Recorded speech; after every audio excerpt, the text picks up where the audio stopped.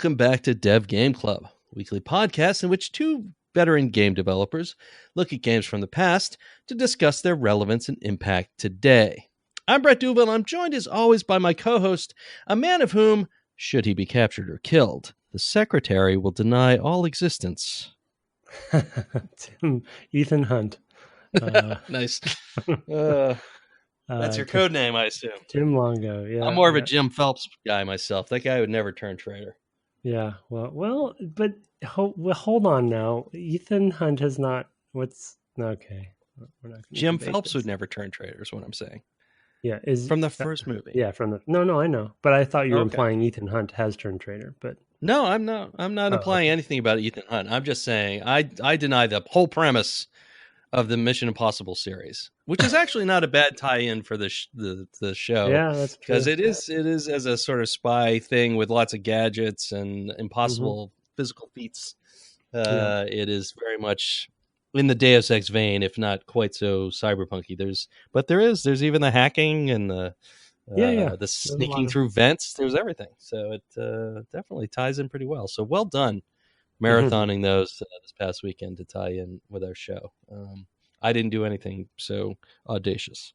I mostly crashed on my couch and prayed for death as the low pressure system moved through and just dumped rain on the whole greater Washington, D.C. area.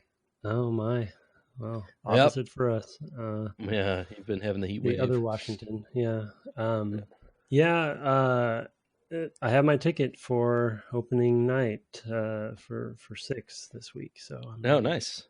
Yeah, that's cool. I look forward to seeing. I probably will venture out of the house to go see that. So I have not gone out to see a movie in a little while. Anyway, let's move back to Deus Ex. Deus Ex. I was trying to think about where to start this time, and I had a note last time about sort of technology and humanity as something to talk about with regards to augmentations and skills. But we never really got around to the sort of extreme othering of Gunther and Anna. They are these previous models or what have you, and they're very obviously cyborgish. They're much more in the Terminator vein than anything else. Their eyes are red. Their skin is pale. They look sort of like what's his name does inside the RoboCop suit, right? They're very Peter Weller. Yeah, Peter Weller. Yeah. There's like they're clearly different from JC, and then similarly you have like Walter Simons and even Bob Page. They wear their augmentations a little bit more obviously than even JC does, presumably because they're the advanced model, but even that sort of bleeds, their humanity kind of bleeds away as well. I thought that was interesting playing at this time and seeing more of those characters, especially to notice. I mean, the later models, Page and Simons, and noticing that and how that plays out. The sort of alienness, and I think that helps push me towards the decision I end up making at the end of the game, because I always choose the same one, or at least chose the same one again this time. We should probably get into that a little bit, I guess.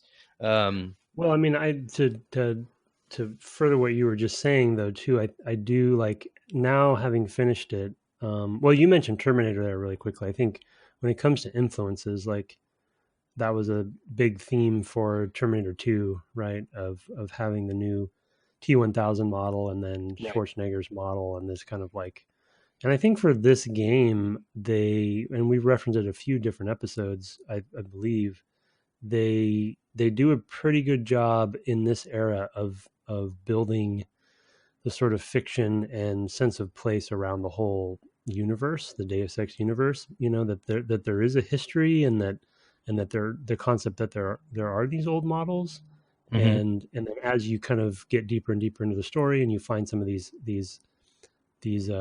facilities that we'll talk about, toward the end, you're just adding to that mythology, around that. and then when you fight them, then you get the sense of superiority that you're the new model, Right. as well, which I think it's cool, and yeah, it's interesting. It's also all of it's a little bit troubling because JC is also kind of inhumane, because I mean, I don't think this is avoidable. You nuke Area 51, right? You kill a bunch of people. And there are a bunch of people when you show up, workers and I don't know, soldiers and things who are dead. I mean, presumably you might be killing the soldiers anyway, but you show up and there's a bunch of wreckage and people who've been killed by this horrible thing that I did, and apparently it left no radiation to speak of. So I don't know what that's about, but so there, it's I'm kind of not. I'm just kind of grasping around to hear what the game's trying to say, if anything. I think they're trying to make. I mean, it's in an era when it's hard to achieve this with I think the tools that, especially going back and playing it now, because of how it is aged. But at the time, I think they were trying to make a game about the gray area of decision making. That now we talk about so often, and yes, it's close and near and dear to my heart. But I think Witcher 3 specifically plays very heavily in that gray area space where none of the decisions you make often in the branching decision trees that you have at your disposal are really good and bad. It's just areas, just shades of gray. Right. Like, well, which puts it kind of firmly in the original Fallout lineage. Yeah, as well. Yeah, that's a good point. Yeah, Fallout's a good example. So we did talk about that in that series, but I feel like they were kind of trying to continue that here, and I think that they wanted JC to have that sort of, especially with some of the decision making toward the end, where you're really, how they're setting that stuff up and how kind of I guess you can guess what quote unquote the good ending maybe is, but really none of them are completely clear. Because at least in my playthrough, because I chose the ending I hadn't chosen before, and the way they kind of talk to you about it, I was surprised about how. So which ending is that then? So I merged with the AI. Yeah, which I usually pick the new Dark Age. Right. That's what I go with. Yeah, I guess I'm at a moment right now in my life where I could do with a little less globalization, particularly of communications. I don't know why that is. I think you referenced that Warren has his version of his ending that he would choose. I assume that's the one. I would think it's that one. Yes. Yeah. And unless he's putting himself in the place of JC, in which case I could totally see Warren going for the merging with the AI and becoming the God King. Yeah, well, maybe. But the again, don't forget when this came out, right? It was Y2K, and there was just this weird, I don't know if it's paranoia is the right word, but commentary on things. It's obviously much more extreme now, and I think as far as like prediction about sense of the global mentality and and where people's heads would be at this point, you kind of look back and you play this game and you're like, wow, there's a lot. There's too hidden too close to home, Yeah. In certain ways. On the other hand, it's kind of quaint that this extremely wealthy group that's going to control the world would do it so quietly. I mean, in the present, they'll just go ahead and do it. Oh, I'm getting way too political here early on. Well, they should have chosen the new Dark Age, 10 years ago, and we would have been okay. So I don't know. I just agree with you that there's this weird morality with him, and I think you and I both tend to, when we're playing for pleasure, we tend to pick good sides of most games that allow you to, sure, or try to, but it's not always completely clear in this game, and I just feel like that was kind of intentional. But yeah, I don't. there's there's just enough kind of ham-fisted moments of dialogue that I think maybe didn't quite land for me, and so I can't really quite tell. Right. In some cases, no, I would agree with that. I mean, I think that we briefly touched on voice acting issues last time. I think that some of the end of this gets a little too fraught, and the language gets. I mean, they're kind of wrapping everything up kind of quickly in a way, which is kind of strange. I mean, they are paying off on ideas that they've placed earlier. You've gotten to know Tracer Tong and all of that. You've gotten to know Morgan Everett a little bit and his merry band. He also has that old Illuminati wired up. I don't know if you found that this time, but he's got Lucius. Lucius I turned him off. Or other. Yeah, so did I. Turned off the cooler on that dude. Lucius De Beers. Yes, De Beers, of course, right? That's I presume that's a diamond reference. I don't know that. Isn't that South African diamonds or De Beers, right? Oh, maybe. Yeah, there's the jeweler, you mean? Yes. Oh, maybe so. Yeah, that's a deep cut. Yeah. Unintended. Yeah, that's right. De Beers, South Africa. Yeah. Yeah. They're a diamond is forever people. So. Right. Yeah, that's a good point. It didn't dawn on me until you mentioned that really, like, if you were to break the game down into sort of chapters, if you will, not necessarily levels, because it's like a very fluid game when it comes to levels, or chapters, and basically they have introduced the key players of each of the wings of your final three options. Right. And they basically branch that at the last level where they kind of dump it all on you as far as like, okay, here's but it was kind of, I had forgotten about how much exposition and kind of radio chatter there is going on while you're in that last level between the factions trying to all vie for their right and convince you. Right. Exactly. Is my memory... and that's a thing that I feel like if you were to try to make this game again or today or something, you might try to allow that to be a little more organic earlier, to sort of set up those opposing viewpoints earlier and allow the player basically to treat them as factions that they're doing more or less work for. I think Far Cry, I guess 4 does this a bit in a sense with these two different rebel groups that are kind of splintering, and you can follow one or the other, and it is very binary, but you are basically choosing to do missions for one or the other, and then at a certain point you have to make a choice, because you've been doing things with them, you kind of are in that position. Faction based. Yeah, more faction based gameplay, and maybe that comes. I don't remember Invisible War super well. That's what I was just going to ask, because I actually didn't play that.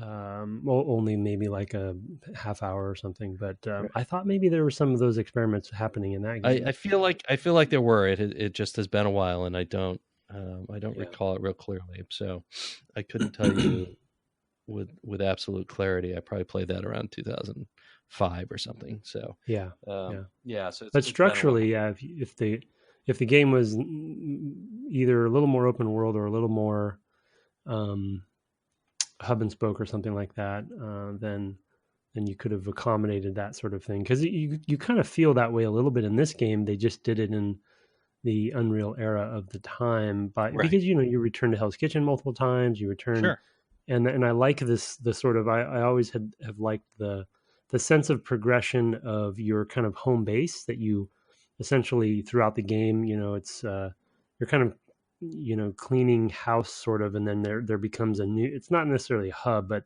there's a new sort of like watermark made based on your actions. And so in this last section that we played, Vandenberg kind of becomes that, right? You go in and you clean up, and then you make it safe, quote unquote. And now Vandenberg is a place that, the scientists can continue their work or whatever. I think maybe Everett, I don't think he moves in, but I feel, it just becomes kind of a, okay, we've taken everybody's here. Yeah, Tong shows up there because Jock has gone and picked him up, and that's right. Yeah. So there's this sense of to San Francisco or something. I don't remember.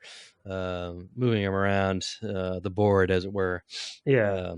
and finally ending him up there, and him being ill, and trying to work out a fix for the virus. So, but even though it's linear, you could totally see structurally that it wouldn't have to be from a world perspective, and you could, that's a good point. Right, again, I mean, because they are paying off on other story choices. For example, I don't know if you managed to save Jock. I know that you can. Oh, really? I didn't either. I believe it's possible to do so. I think I might have done that in the last playthrough. Man, talk about hinting at talk about foreshadowing. They talked about that rattle.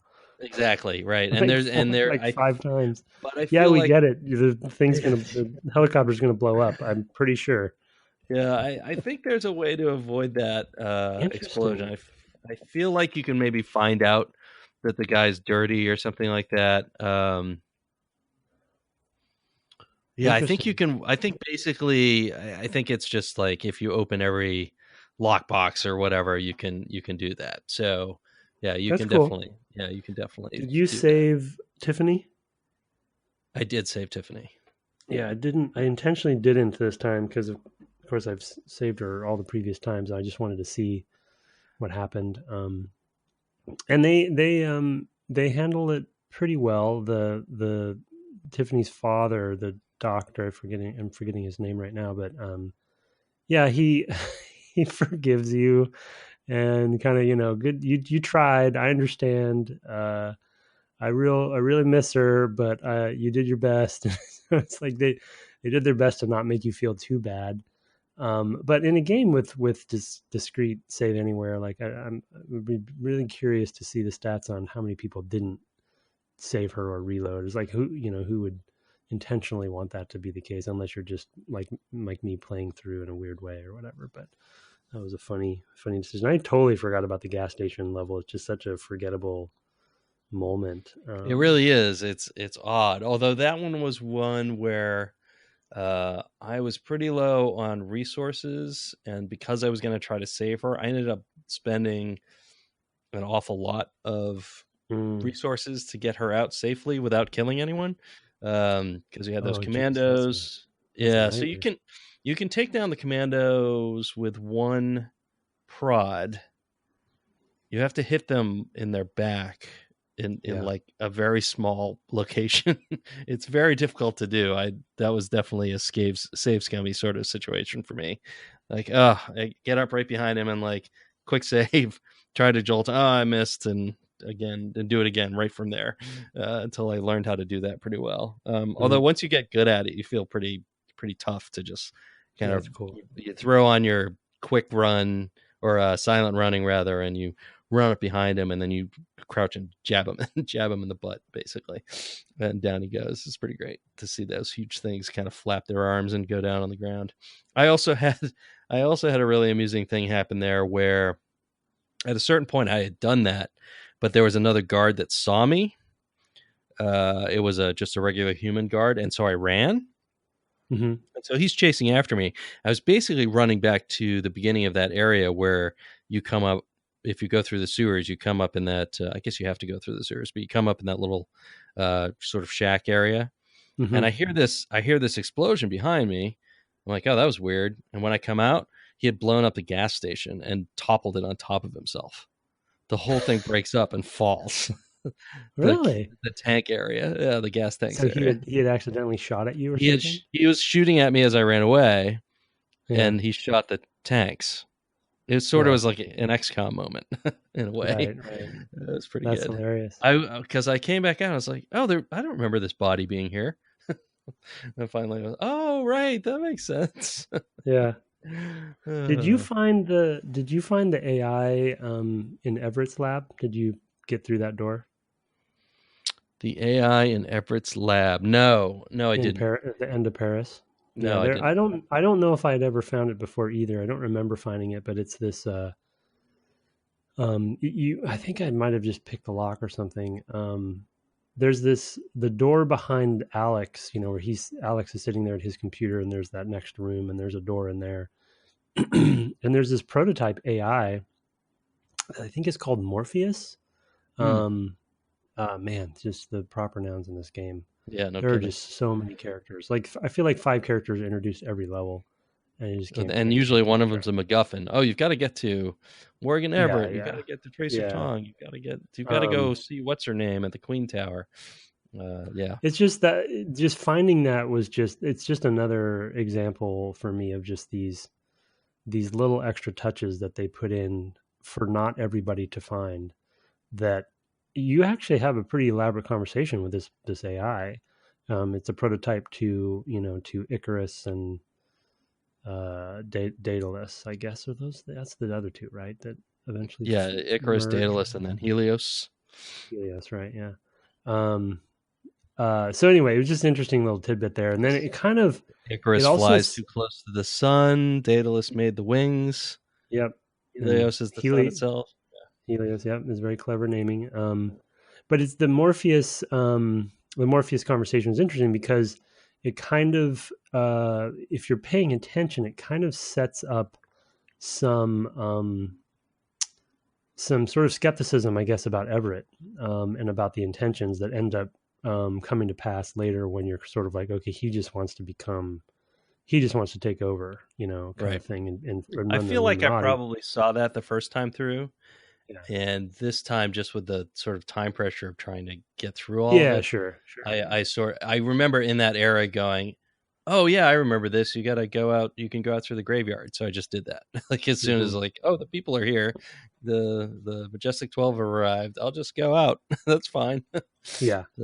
No, and well, that's just one of the joys of the game. I mean, you can make those decisions and have a completely fine, good experience, and you don't feel necessarily that you missed anything. It's just that was your version, and again, that's the paradigm we've been talking about. That this game, at least from this sort of mashup of genres, I don't know. I think we give it plenty of credit. It's not the only one that was doing it, but it's the main one that I think gave us all permission to start dabbling in that area. But again, I think we talked about this in one of the earlier episodes.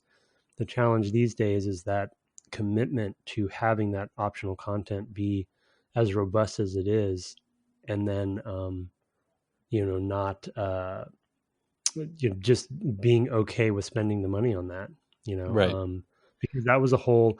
I'm sure it was a double cast. Some other voice actor probably played Morpheus who was already doing another character, so it wasn't like they had to hire a specific actor just for Morpheus.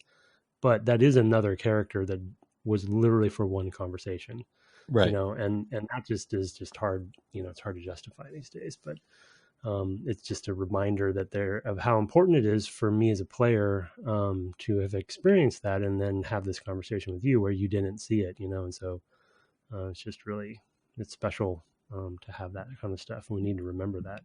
Yeah, no, absolutely. I mean, I think that is probably the signature strength of the game and why we've been wanting to play it. I mean, there's definitely stuff that I didn't remember from a number of standpoints. From story standpoints, levels, like you mentioned. The game is also much longer than I remembered. And the ending, I will tell you, is brutal if you're going to try to play it stealthily. Oh, yeah, man. Oh, geez. I can't imagine now that I'm thinking about it. Yeah, I don't think I ever, successfully played, even though I've played it before, I don't think I've ever successfully, literally done a full non-lethal playthrough. Luckily, well, I mean, you can't do fully non-lethal because certain things, well, I think it's theoretically possible to get past Anna and Gunther without killing them. It's just extremely difficult. Yeah. And I had looked up that video and said, yes, that's not a thing I can do. So, oh well. Were you killing monsters and stuff? I mean, I did kill the Greasels or whatever, and the Karkians or whatever they're called. Yes, the Greys, the dog lizard monsters and the gremlins. Those are the things I killed. I think they're called Greasels and Karkians, the little green guys, and then the dog things. Yeah. So those are the Greys. Did you kill the Greys at the end? No. The aliens. No, I didn't kill the Greys. That's nice. Nope. I didn't kill anything I didn't have to, and I didn't worry about the animals because they have spit attacks. They're very deadly. So pretty much those little guys you got to handle. Yeah, because and there are places where there's no way to sneak past them. Although there was a room where there were two in it, and you could sneak past them, and then you open a hatch, and below there was one in the water, and that one you could not sneak past. So I ended up having to. It was tricky. No, I mean, what I ended up being lucky was through most of the playthrough, I wasn't really relying on things I had in my inventory. So I'd pick things up and they just sit in my inventory forever. So I had 3 or maybe 4 thermoptic camos, which are basically the invisibility suit. So there's Man, I just did not find those. I maybe found one early in the game. That was it. Oh no, I had at least 4. Now that I think about it. Gosh, but the part that I used that I thought was particularly amazing was when you make it into the section that's going to take you down to Bob Page, and he's like, "I'm sending up the guy who killed your parents," and it's like a Men in Black and a couple of dudes, and you can just, I had to kill Harold, what's his name as well. Wait, when? Okay, yeah, keep going. I'm going to ask. So these guys could come up in the elevator, and it's like, I'm going to, What level was this in? This was at the end in the Area 51. Huh. I don't remember him telling me he's sending anybody after me, but he sends up a Men in Black and 2 soldiers, and there's a wall, and there's a bunch of stuff that you can hide behind in a wall, and there's like some med kits back there, so you kind of go and you can hide when they're coming up. So then I put the thermoptic camo on, and I ran over there with the silent running, and I got in the elevator and I rode back down with them. And I got down to the bottom, and I got off the elevator, and I pushed the button again, and they went back up. That's incredible. It was pretty great. That is a great. Were you streaming at the time? No, because I have only been able to do it in short bursts. That would have been good. I haven't streamed stuff. That was one of my proudest moments of stealthing, though. A lot of the times I will just run past things. Like Walter Simons, I didn't end up killing because you can avoid him just by running around if you're fast. And Walter Simons went down in 1 hit for me. Yeah, I'm not surprised. With the sword or something? You love that sword. Yeah, I've leveled that thing up, and it was just sort of comical. But yeah, I mean, I didn't on the Men in Black too. I think so. Yeah, the only problem there is they blow up. So so you have to get away. you have to jump away really quickly because you're obviously right next to them when you're doing it. Yeah, I wouldn't call it necessarily an exploit, but once I found that thing was so powerful, it's great against the little green guys if you can, get up, if you can, avoid get them them spitting at you and stuff. But generally, yeah. How funny. That's a great story. And that's a good when we get to takeaways, I'll bring that story back up from one of my points that I think you probably have the same takeaway. But the one of the levels I wanted to mention that I'd forgotten about that I really liked. I don't know why it never really. I mean, parts of it stuck in my memory, but overall, it hadn't ever really been like one of those levels that I think back about the game and think, oh yeah, that's one of my favorites. Usually it's like, I remember, the opening's fun. I like the prison escape, some of those memorable moments, pieces of Hong Kong other than getting lost. Right. But the Vandenberg Base specifically this time for me, maybe it was because of the way I was playing or something. I don't know, but I really appreciated the level design in that particular level because it was because you start on the roof, it was sort of the most cohesive and fully kind of realized location. And so because when you start on the roof, you see everything that is you basically see the whole level. You see the different buildings, you see kind of some of your options, and you can kind of tackle it. I started the level over a few times, and you can kind of tackle it in various ways from the get-go. It's very open in a way, and it's all very kind of logical in the way that it's built, and it feels like a real building. And I don't know. I just really appreciated that particular level, and then the sense that you get to let the robots out and stuff at the end, and then they have a robot fight and all that kind of stuff was a Oh nice yeah, but payoff. they didn't for me because Oh, I took all the robots out myself oh, with my cool. decoy, so my spy decoy. Oh, So what you if you mean? You if mean? so, there's a decoy you can make with one of the augmentations. I guess it Yeah, comes I on your never head used or it. something like that.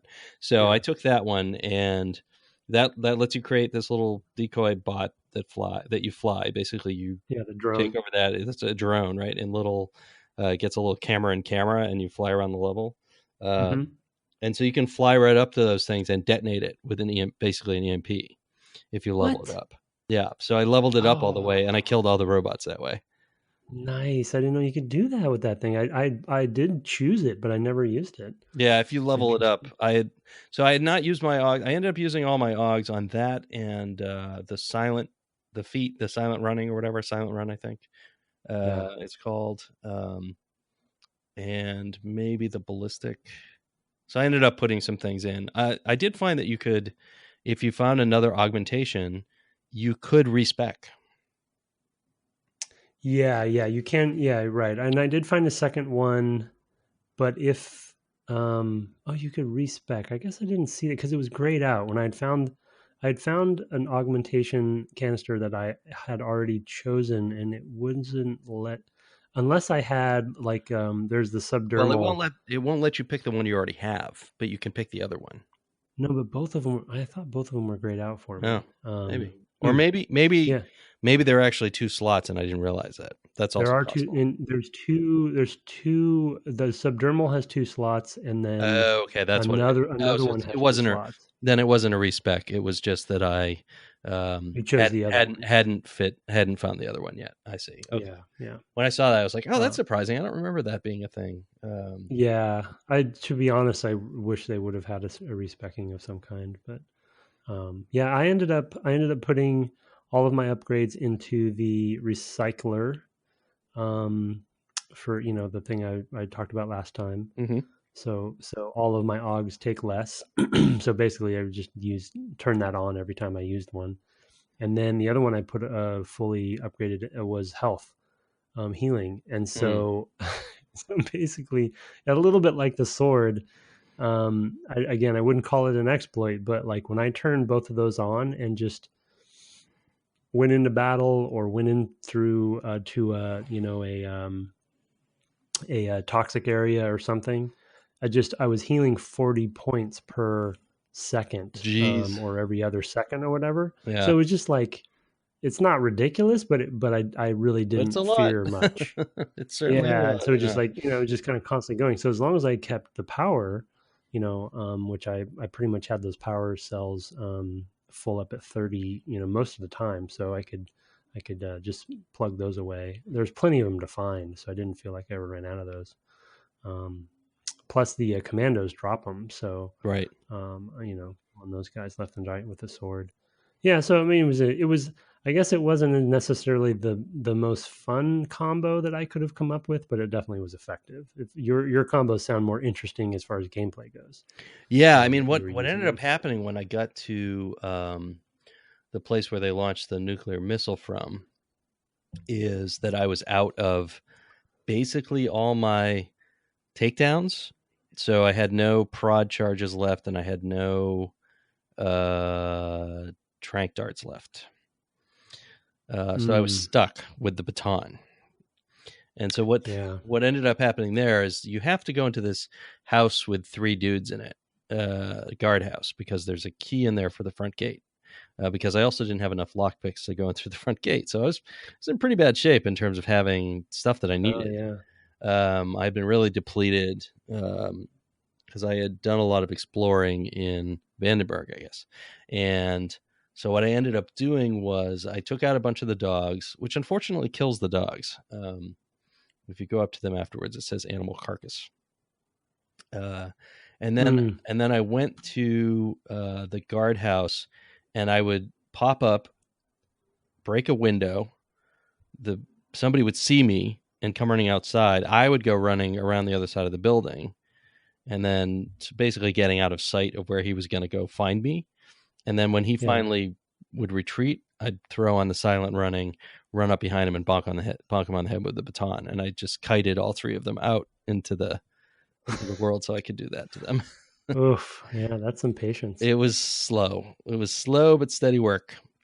And I missed a lot of stuff on that level because I was so low on resources. There was a truck I couldn't open. There were several buildings I just didn't go into at all. But Gary Savage had given me the code, and that worked. And I just went down. So at that point, I was fine. So I could get through the level, but it was tough. Doing that part of the level is very difficult because you have to go take out the guy, Howard something or other, who's basically. I used the thermo camo there as well to get through all the defenses to where to rearm the missile and redirect it or whatever, and then ran back out all on one thermo camo, and then closed the door behind me and went into the next section and went into a section of the floor. So I went and slid into like the coolant area, called down the elevator, went up to where that guy was, took him out, and then took the elevator up and stealthed past the Men in Black and got out. So it was like, that was the most spy-like of the whole thing. Yeah, that's total Mission Impossible. Exactly, except for taking out those three guys, which I had to do because I couldn't get the key otherwise. So yeah, it was pretty funny. And this was the stupidest thing. There was a code to go into the attic of that little guardhouse. There's a little code thing on the second floor, and it's 2 digits. And so I put in 42 because, game developers. But it wasn't 42. I mean, geek. It wasn't 42. I was like, oh, that's a bummer. And then I just put in 12. It was 12. So my second, I wasn't even I was just fiddling with it at that point. Like, oh, it's not 42. And then I did 12, and it was 12, and it opened the attic, and there's some stuff up there, some bio-items and things like that. I was just, there were some funny moments in this last section for me of just, oh wow, I didn't expect that to happen. It was good times. Well, I mean, for that guy that we can't even remember his name. I mean, again, they introduce somebody and then you just kill him right away. But the other, I want to know what skill specking you did focused on. It sounds like we kind of know, but I had upgraded my assault rifle with so many mods. Kind of another ridiculous thing that I think was maybe a little. Well, I'm playing easy, so I can't fault it too much. But I mean, it basically had a laser sight, a silencer. It was the recoil. I've upgraded modded the recoil multiple times, and the accuracy and the damage multiple times. So basically, just this fire hose of damage that nobody can hear. Right. And I mean, he was just up there. My dart gun my crossbow darts were similar, but there aren't tons of those in the game. There's some, but they're not tons and tons. Not like there are. I'm fine. I never really ran out of ammo for that thing. But then, he's up on that sort of gurney or whatever he's on, and he's just hucking grenades at me and yelling, and I just mowed him down from afar and then moved on. It's like you're playing the Mission Impossible version of this game, and I'm playing like the kindergarten cop version of the game or something. It's not a tumor. It's just a comedy. It's like a comedy. It's a head cannon with Jack Black or something. Yeah. You were the Nacho Libre of. Yeah. So it's such a funny, but therein lies the beauty of it. Yep. It was Howard Strong, by the way, not Storm. Strong. Yeah. We for somebody who doesn't know what you say, that you're just listening to this podcast mid episode or something. I think a lot of people would think we're talking about two different games. Yeah, it's very true. It's very true. And I think that's a good thing about it. Yeah. Well, speaking of that, do you want to transition to takeaways? And yeah. Okay. Yeah. Let's do that then. That's a good place to depart off. Like every game we do, we like to take a little time at the end and talk about sort of takeaways from it. Obviously, we've already touched on some this episode, so we'll probably be brief in how we address them, and some all the way through. But why don't you go ahead with the big obvious one that I'm sure you'll do first? Yeah, I mean, whenever you let me go first, go. I end up stealing them. But yeah, we talked about it, I think, even on the first episode. But emergent gameplay design being sort of a overused and catchphrasey kind of term that we talked about already some, but basically every single episode, whether we stated it or not, we're talking about emergent design. And I think the revelation for us as developers at the time, though, obviously some games were dabbling in this area. This is one of the games, especially in this sort of genre space, that gets a lot of the credit, and Warren and Harvey and others, constantly, and Ricardo talking about those goals, and not necessarily blueprint, but close to a blueprint of how you think about systemic design and the interconnectedness of all of those different, the materiality of things and the rule sets and how they all kind of combine to form unexpected results for the player if you were creative and think about, how to use them. And really, it's like, this is one of those first games for me and a lot of us where once you understood the rules, though each individual rule was pretty simple to understand, once you understood the sort of set of rules, and like I mentioned earlier, to call out Brett's example of riding down the elevator invisible with those guys, you start thinking about, okay, how can I use these rules in a way that that is in a creative way that I'm thinking of as the player, not as what the designer wanted me to do. Right. And that kind of the crux of that is, I think, it basically drives both the level design and the system design and the mechanics design and everything, and the aesthetics of it as well. And so I think everything kind of, the whole reason we're playing this game is for that purpose and that takeaway, to be honest. Yeah, absolutely. From my perspective. I think another game worth mentioning that came out, I think it's about a year later, is Grand Theft Auto 3, where the goals of that emergence are very different. And so maybe someday we should play one of those because the goals there are not necessarily as a player toolkit to achieve a goal, but more of a player toolkit to create mayhem. There's a lot of interesting things about Grand Theft Auto. The way the emergent rules work is more about how can I make something really crazy happen, really unexpected, rather than how can I use these, how can I use the understanding of the rules to achieve some end in this little mini puzzle that's ahead of me, this little level design puzzle, basically. Right. For success. Moving parts, right, exactly. So it might be something we need to turn to someday and discuss, because it definitely turns similar tools to different ends, and it's right around the same time. I think it's 2001. It's in the same, same kind of time period. My first one, maybe the only one. Well, I kind of have another one, but is paying off on your story choices, small or large. Mm-hmm. We mentioned Jock.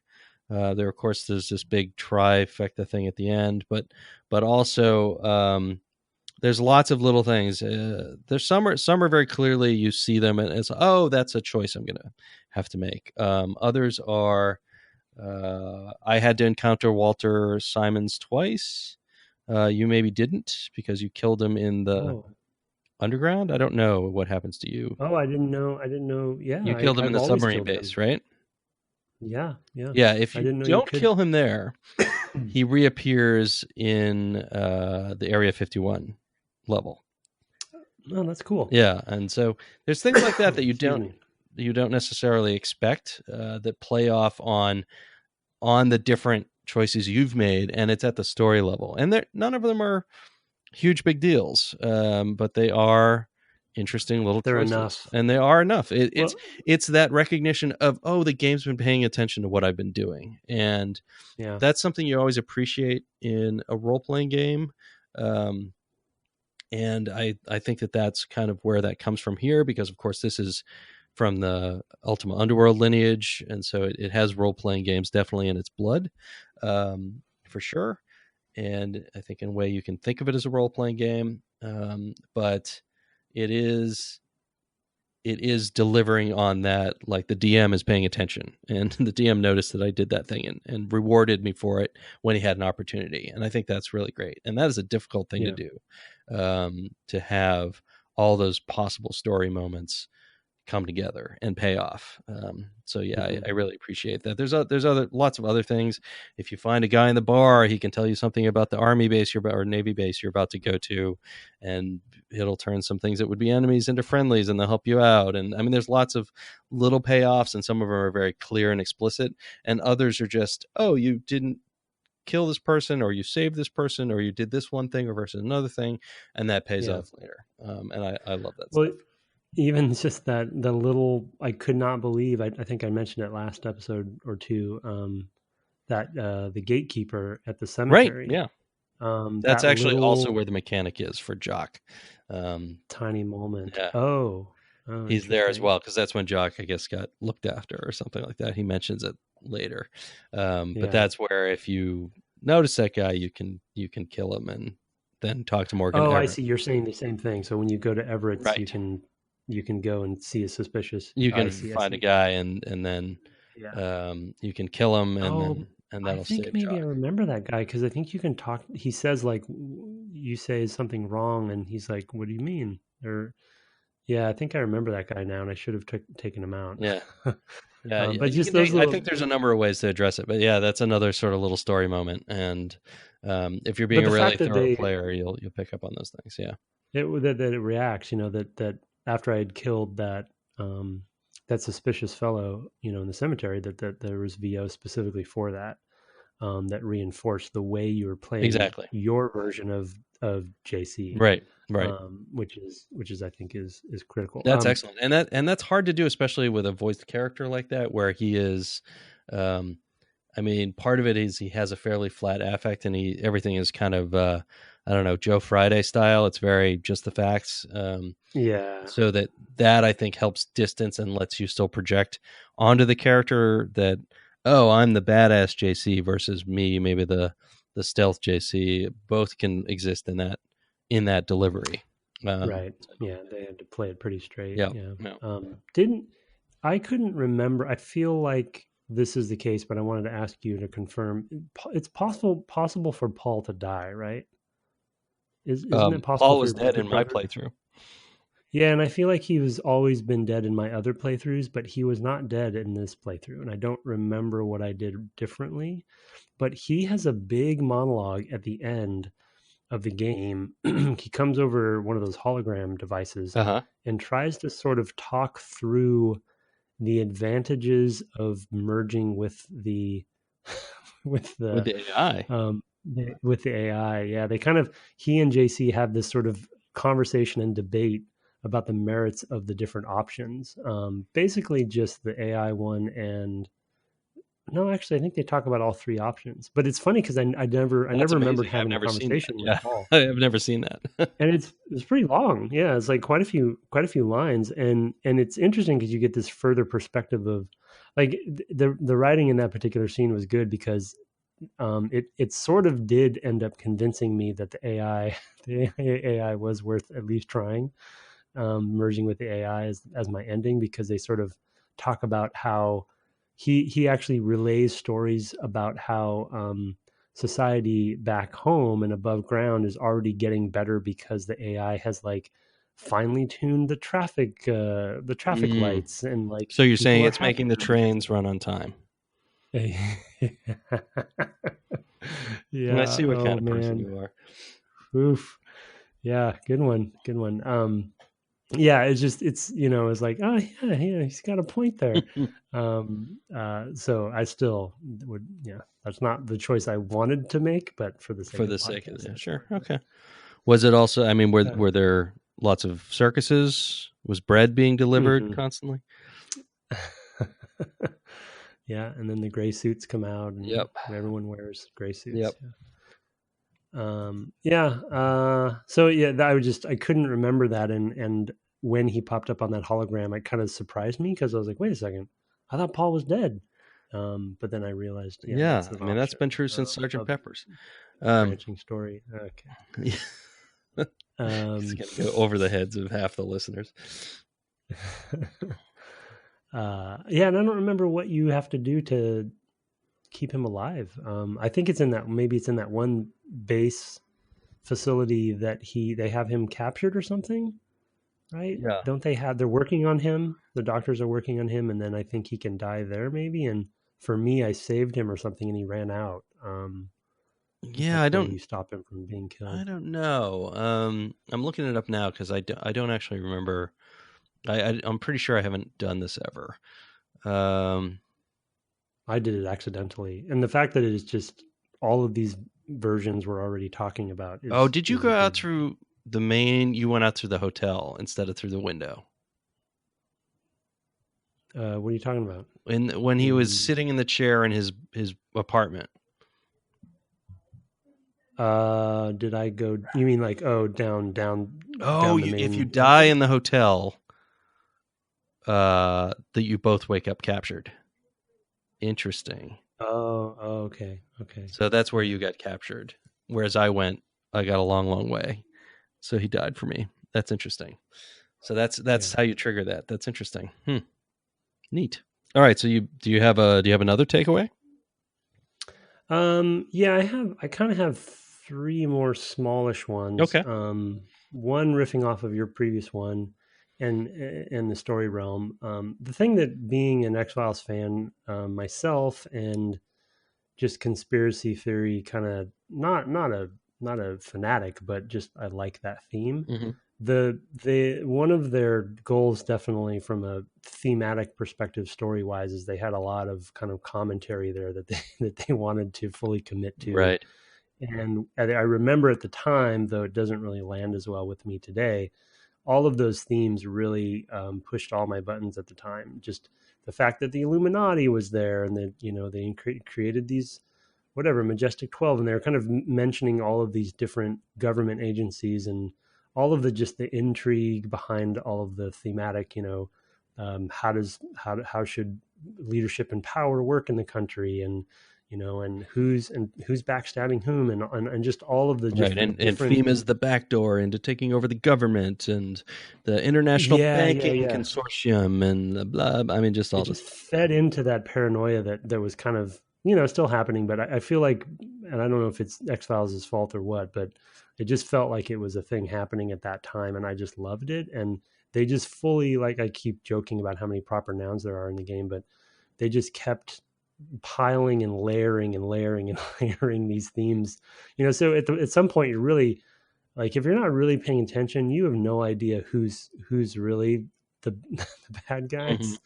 Mm-hmm. And I think in a way, obviously that's super intentional, but UNAC, the company, the organization you work for originally, ends up being, and you're fighting the terrorists, but then you kind of join up with them, and they're not really terrorists. And all of the thematic work in the sort of stylization of the story, I thought was really big commitment for them to really go deeply into, because they just had a great time, it feels. And then you freaking end the game in Area 51. Right, like, of course. it's like the Coleman, it's where, of course, that's where you go, right? That's the best. So that was one of them. Yeah. So did you have another one? I do.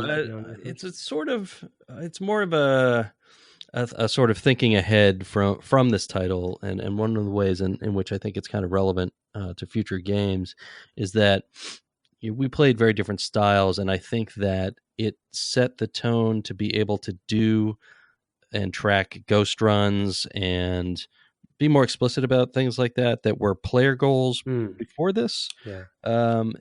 I mean, that ties very much in with the tools and the emergence and all of that. But I think it also, in our sort of achievement and trophy era that we're in now, some of those things come directly going back to this game in a way that it wasn't really there for Ultima Underworld, because Ultima Underworld was a lot more straightforward, straight ahead about what you had to do.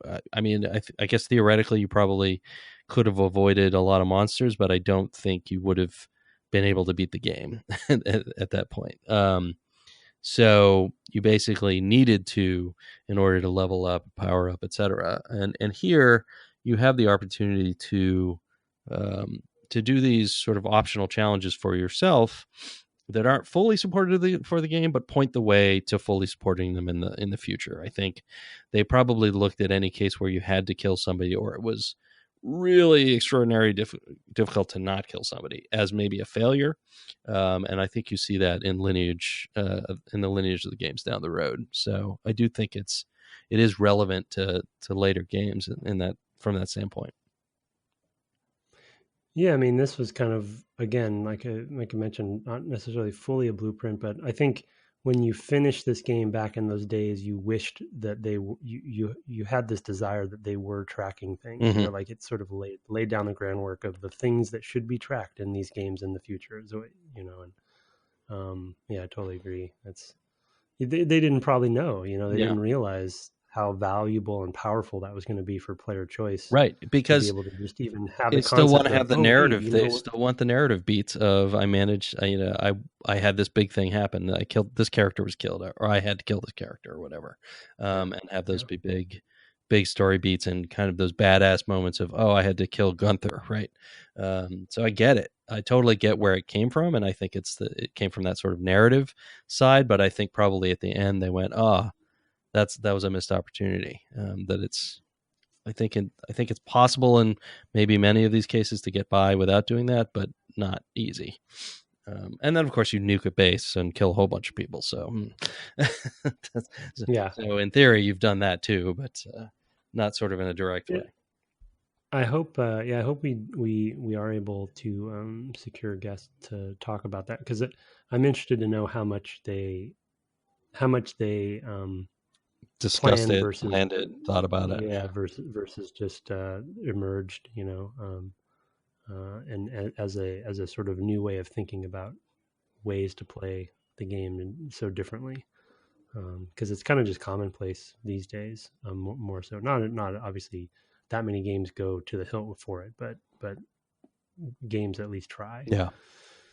And we're going to play some Prey, so we'll talk some about a more modern version that's doing that. But all right, let's hear your last two mini ones. Yeah, my last two, or my last two quick ones. One is just their commitment to level design opportunities to work with their emergent systems. And one thing I appreciated, obviously, you know, coming from level design myself, is kind of just trying to pay attention to stuff that I really hadn't before. And my example that I don't remember if I talked about on air, but just sort of building that makeshift staircase in what level was that? There was the right, and the Navy maybe leading up to the sub base, right. Not the ending sub base, but the first one, the shipyard, right?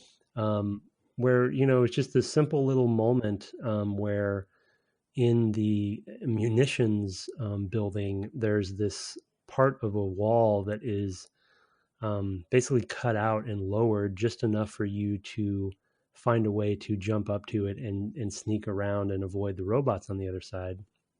And you can, they give you just enough of the tools in that room, meaning barrels and crates, that if you have the strength upgrade, you can basically build a staircase for yourself. And that was one little level design decision that somebody made that enabled me to creatively think about that. And the game is just riddled with those, some intentional, some non-intentional, but just the sense of, well, if you're going to make this emergent game systemically, the level design has to think about ways to empower the player to create these opportunities. So I just appreciated some of the levels that were really doing that. And again, the Vandenberg Base was another example for me of just really interesting combos. And then the final one, which we've really kind of talked about off and on a little bit, but just to kind of for the final episode, the commitment and pillar, it seemed like for them, of essentially genre merging. Because that was another thing I at least remember being surprised about when the game came out, of just you know, the peanut butter and chocolate kind of metaphor of like, oh yeah, there's a lot of RPG in here, and it's still trying to be a shooter, and it's still first person and such. And of course, we talked about this some with Ultima, but but there's just a lot more action going on here. And being an RPG lover and an action game lover and a first person game lover, it's sort of meshing these genres together. And I think that this, as we've talked about on many series for other games we've played for the podcast, this was an era where genres were starting to blur in a good way. Right. And I think this was definitely one of those games where they made that a goal, because they probably were all lovers of similar games too, as we know from the Looking Glass days and such. So, that's for sure. Those are mine. Okay, there's one thing that you teased on the first episode, and I think you're going to have to tell the story because I honestly don't remember too much. And that is Bob Page 51. Oh, well, I don't know. So I have, I don't know if I have all the good memories of it either, but for the quick version of this that I remember, and I probably still have the emails someplace. Brett basically made a fake Gmail account. Yeah, I think it was Gmail. Yahoo, actually. Was it Yahoo? Yeah. Bob.page@yahoo.com. Bob Page 51. Something like Bob Page 51. And he started emailing me. This is while we were working on Starfighter, I believe. Starfighter 1, right? Maybe 2? I'm not sure. Yeah, it might have been. Maybe it was Starfighter. Maybe it was Jedi Starfighter. Later, anyways, one of those two. Yeah. And he just started emailing. I didn't know who it was coming from, of course. So I just started getting these emails to my work account from bobpage51@yahoo.com. And this is while I'm playing System Shock or Deus Ex. And we're all kind of, most of us in our group at Lucas at the time, we're all playing it. And so we were coming in and comparing notes, and I just kept getting these cryptic, foreboding, just paranoia inducing emails from Bob Page as I was playing, and and it added kind of this interesting weird meta to, because I was playing the game but I hadn't finished it yet, right? So. Yeah. I probably you must have had finished it or something like that, or maybe I don't remember. But so as I feel like this is one that I bought on day one and maybe rushed right through. Although I definitely played. I think you knew more than I did. Yeah, maybe. Yeah. And we were talking about it. So of course, as it culminates, because you don't really know as you're playing, you're not confident how Bob Page actually will play out in the game, and so of course the irony is that he ends up being kind of the end boss. And in fact, in this playthrough that I just played for the podcast, I actually didn't kill him, of course, because I merged. So I just kind of walked. I just ignored him. And he's still in his chamber or whatever. And so, yeah, Bob Page was emailing me while I was playing this game from an unknown source. And, I don't remember when or how I figured it out, or if you told me or what. And I think others knew that it was happening. Reed or somebody, right? We were probably. Yeah, I feel like you might have caught me doing it one day or something like that. I seem to remember. Yeah. That is great. Classic Brett. Yeah. I'd like to add a little surrealism. Early days of lives, so. Just a little bit. I gotta see if I can find those emails. I know I have them someplace, but just hilarious. Yeah. Sadly, there's no longer. I just tried to log into that account, but Yahoo must have purged it sometime in the last 15 years. They went through a purge a few times. I think Yahoo did. Yeah. Too bad, but I think I still have them for proof. So that's good. All my Yahoo accounts are still. Yeah. Well, I'm glad you remember, because I didn't even remember that much. But I definitely remember doing it. But and I'm sure others knew who it was before I did. That's probably true. Yeah, that's probably true. Reed's probably was prodding me and saying, "Hey, did you get a mail from Bob Page today?" I just searched my own email from back at the time, and the earliest email I have is from 2007, in which it's our co-op group. I had actually moved to Maryland already, and we were playing. It looks like Rainbow Siege, and I signed a mail as Bob Page 51. So nice. So there you go. Yep. Well, there's that story. Yeah. That's Bob page 51 for you. Good way to end quite a good game.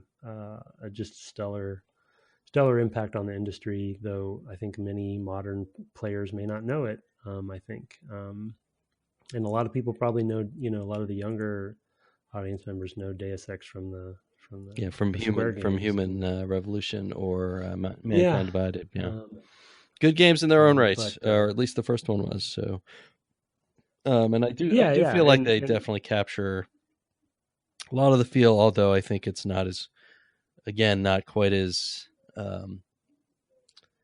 there's not quite as many things that you can do that other players will probably miss and things like that. I feel like it, but it has been a few years since I played it. It didn't make it quite the impact having already played one. So, gorgeous games though too. So, so recommended. Boss battles aren't great, but I think they fixed them a bit in the final version or whatever you could get now. It probably has those fixed. Let's move on now to our feedback. I think we'll just roll on through. Taking a break at this point, I don't think would be productive. We didn't get any reviews this week, but you can submit those to Apple Podcasts. I'm subscribed around the world to those. If you don't hear us read yours in a timely manner, send me some email. Let me know at devgameclub@gmail.com, which is where we got a couple of email pieces of feedback. I'm going to let you go ahead with the first one from Rick. Okay, this subject is stealth lockpicking from Rick Butler. Hello again, my favorite podcasting duo. While discussing stealth mechanics in Deus Ex, I couldn't help but think of the game I'm currently playing through, Metal Gear Solid 5, or V? 5? You decide. Oh, I did decide it's V. Just like in your description of Deus Ex, while wading through the lengthy lockpicking animation in MGS 5, you're at the mercy of patrolling guards. The doors typically have lights above them, so unless you have taken the time to neutralize the guards or tracked their patrols, you are at risk of being spotted.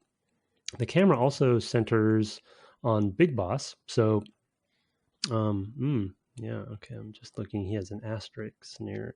Okay, good. We'll talk about that more sometime. Rick, you and I can talk about what that means, Big Boss.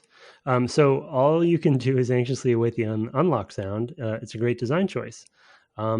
I also have to add that knucklehead stealth is an absolutely perfect term. Since my daughter was born on New Year's Eve, I assume that is, tax break baby, making me a father of two, my already limited time devoted to games has slipped into 10 to 15 minute chunks I can squeeze in before I head to work. Playing in these limited sessions has made my experience getting through MGS5, a game with only checkpoint saves, sound a lot like your Deus Ex playthrough. I typically spend one session scouting a base or mission site as well as I can. Then the next session, I make my move. Interesting. Typically, I get quite deep into a base, often near the objective, when it dawns on me that I better hurry up and get to work. At that point, I start making risky decisions without scouting.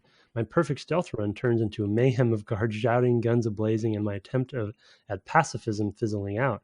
I never had an appropriate way to describe how I was playing the game, but now I have the perfect descriptor: knucklehead stealth. Thank you, Rick. P.S. You guys absolutely brighten whatever day I listen to the pod and help me feel connected to my favorite medium despite my lack of time to participate. Awesome. We're happy to brighten your day. It brightens our day to read this mail. So appreciate that. Yeah, it does indeed. Yeah, someday, Rick, we'll talk about Big Boss and V versus 5 and such. I'd be interested to hear if it sounds like maybe you haven't finished it yet. So when you finish, let's talk some more because I love that particular topic about how that game ends. Yeah, one of these days I'll get to it. If I'm ever able to play for significant periods of time again in the future. But I think it's great that people listen along who don't have a chance to play the games, especially because of time constraints. And we're happy. I think one of the strengths of this format is that since we are going into such depth and bringing in lots of play examples and things like that. People can reflect back on their own experience with the games, or even have a sense somewhat of how they play, and focusing on the mechanics like we talked about last week, I think reinforces that as well. We're not just rehashing a bunch of story stuff, because if you want that, I don't know, go read a book. But I think it's likely to sort of put you back in the headspace of, oh, right, that's what it felt like to play this game. And I think that's an important part of what we're trying to do. So, yeah.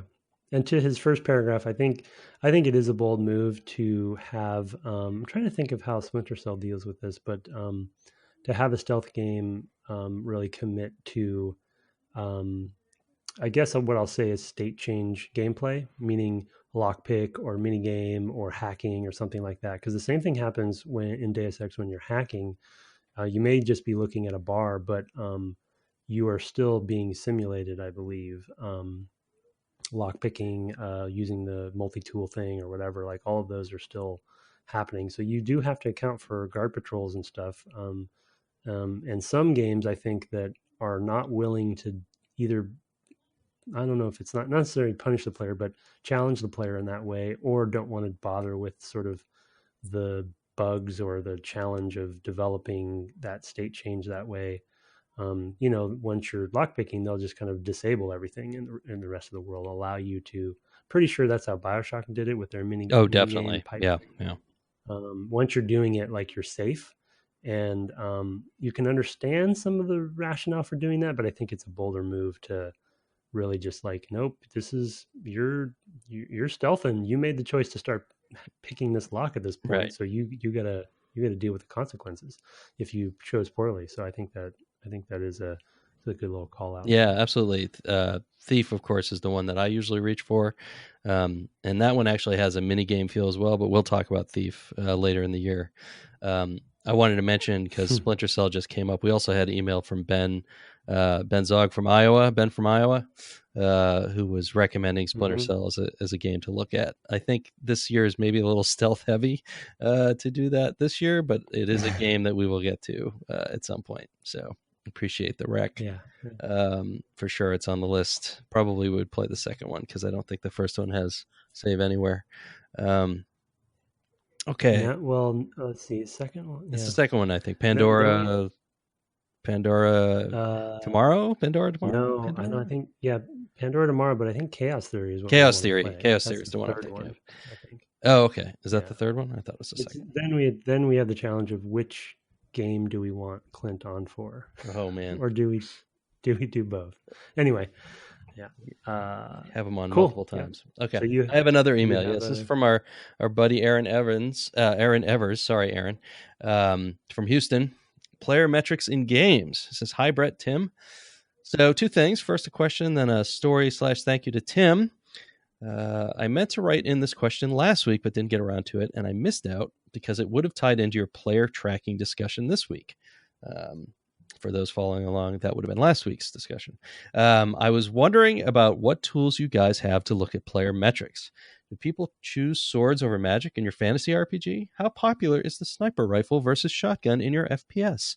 Assassin's Creed Black Flag had a system where it asked you to rank that mission before you played it, 1 to 5 stars. I don't know how useful that was to them, but I thought surely you have all kinds of things running in the background to track how players interact with your game. Care to pull back the curtain a bit? And then, so for Tim, back when y'all were playing God of War, there was a brief talk on what is an RPG and what isn't. I've often wondered about this, and that I saw every action-adventure game as an RPG because you're playing a role, a god, a Tomb Raider, a Space Marine. Isn't that what RPG, or does RPG now just mean stats and gear upgrades? Well, in comes Tim with the statement that the difference is assigned roles versus created roles. And he said it in this casual throwaway thing before moving on to the point he was going to make at the time, which makes it that much better. For me, the clouds parted, the light came down, and I heard the music. I could finally leave the Jumanji board a disheveled old man. For him, though, it was no big deal. Thankfully, I was alone in my car at the time because I lost my mind yelling, "What?" and other things for a few miles down the road. Anyway, I said something about it on one of Brett's streams back then, but only just realized I didn't thank the man himself. So thanks for that, Tim. Hope you guys are well, Aaron. Thank you, Aaron, friend of the Wow. cast. Far too there kind. You go. There you are. You were casually wise. You're so wise you didn't even realize. That's almost always how it the happens. Music came down. It was probably bada bing, ding, ding, ding, ding, ding. Okay. Anyway, that's.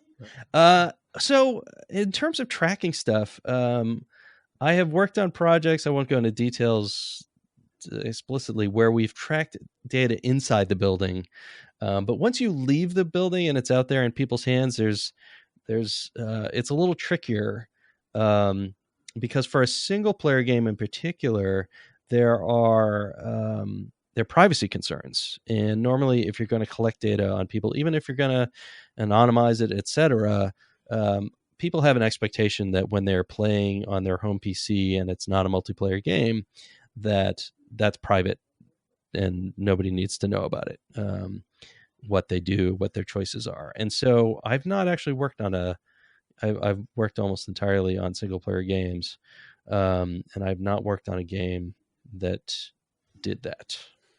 And we can talk about other games, but as far as my career goes, I've not had a game where we stored metrics that we put to a server from a single player game. Mm-hmm. Yeah, I mean, we had dabbled with it some in the past, but man, I definitely got to hand it to, it's 343, but it's also Microsoft, and I I don't want to get into too many details, but we have a whole department that is devoted to just that, and we have so many hooks into the game, both for single player and multiplayer, but because if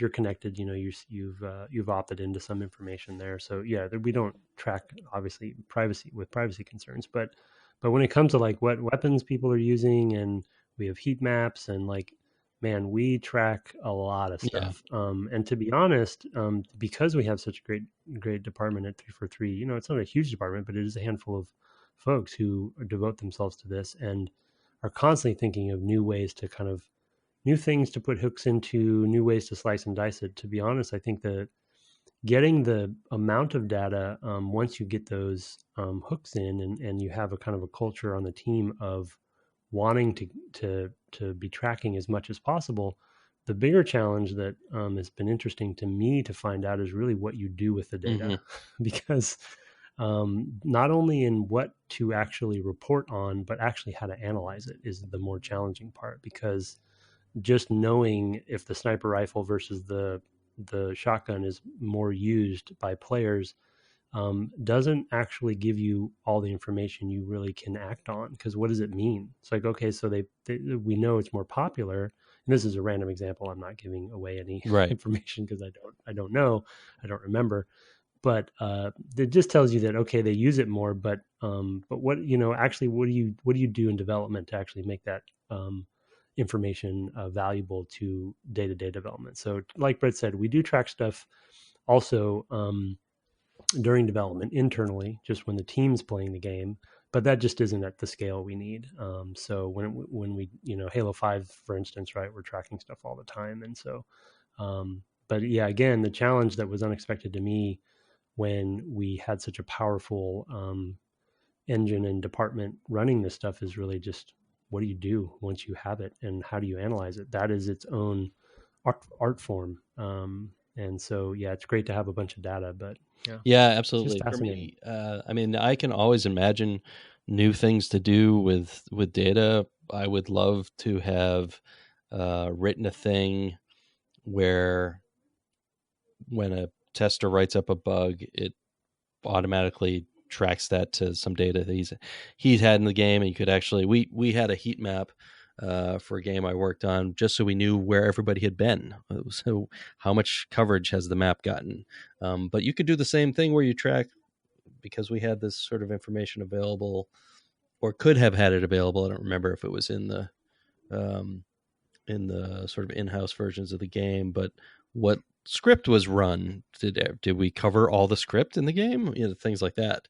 Would all be possible things to track. But it does become a huge mountain of data, and unless you have a dedicated, even small team to be thinking about that and doing work to surface that data in such a way as to make it useful, then that can be it can be really a double-edged sword, because you can make any argument you want with it if you don't have people who know how to read and interpret the data and present it. So that's the trick. Yeah, it's the interpretation, right? It's and really, even though it is technically data and you could say it's numbers, right, and you can kind of boil it down to a spreadsheet or what have you, there still is going to be interpretation for what it means. And so that group also has analysts within the group, not only just engineers and that do both.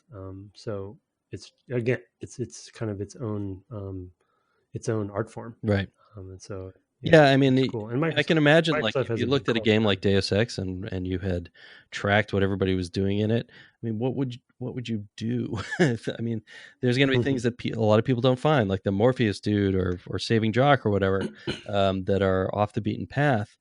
You're maybe fine with that, right? So it also really depends on the game and what you want to get out of that data. If you really want to make sure people are seeing something that you would if people are getting lost, that's useful information to say, oh, people come into this room and they walk back out the same way they came. That's bad, right? That's not what we expect to happen. There's a flow there. I mean, I mentioned that because we had a dungeon room in Skyrim that, because combat occurred and was on our sort of demo path, because combat occurred right when you went into that room, I would always get turned around in that one room.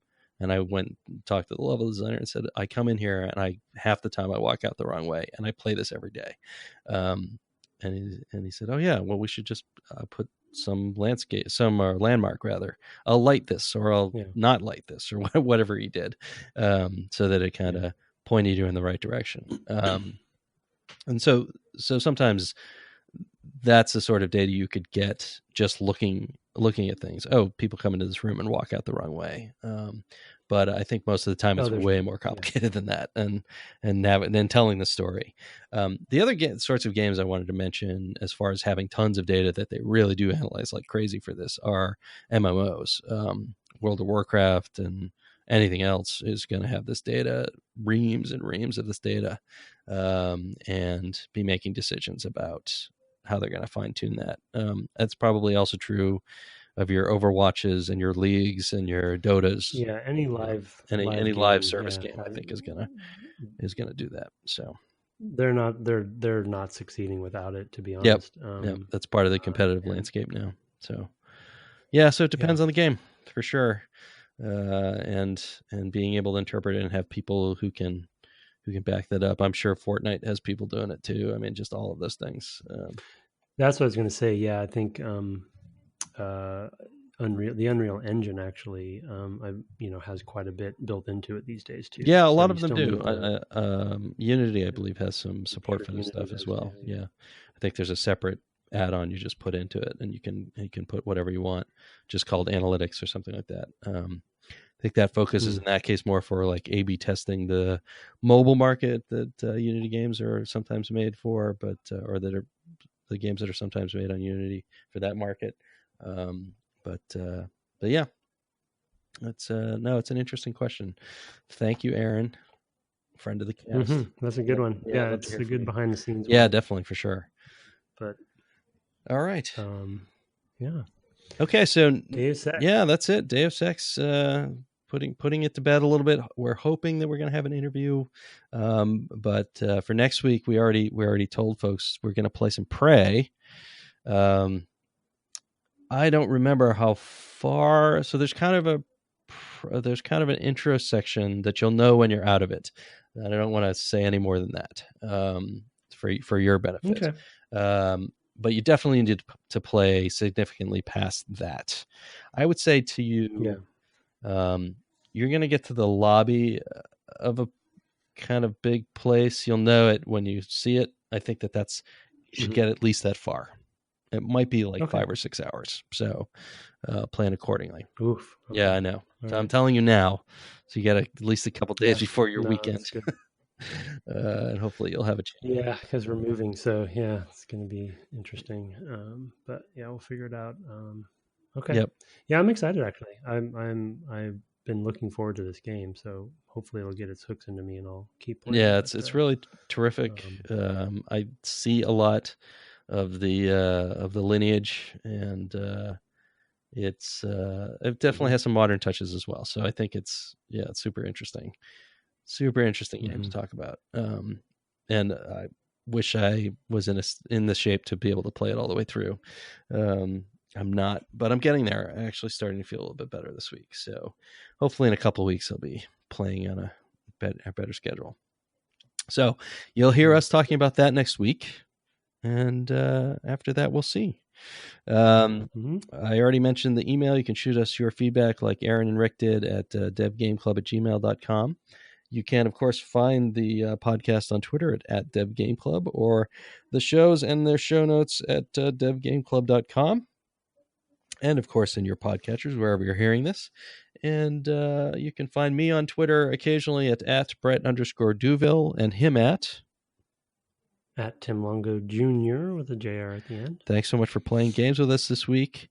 Have a good time playing games, and good night. Good night.